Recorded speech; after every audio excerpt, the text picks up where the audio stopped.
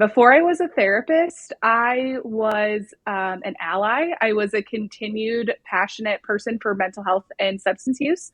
I come from a really small town where there's a lot of substance use issues, but not a lot of treatment and not a lot of help for it. So before I was a therapist, I asked everyone that would answer the question, what did you get a degree in and why?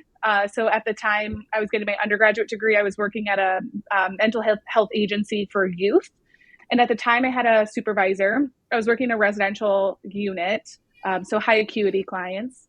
And I had asked her, what was your degree in and would you change it? And she said, if I could go back, I would get a master of social work. You could get a job anywhere. You could be licensed, unlicensed.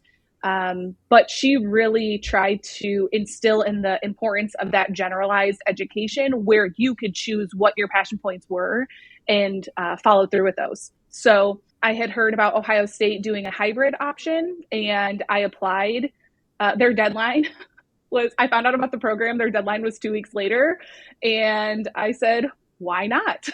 So I got accepted and started. I graduated from Bowling Green State University in that spring. And by that fall, I was at Ohio State getting my MSW. So it went really quickly, but I continued to work at that agency while I was getting my master's degree and was just really trying to get my footing and figuring out who I wanted to be when those 2 years came to an end.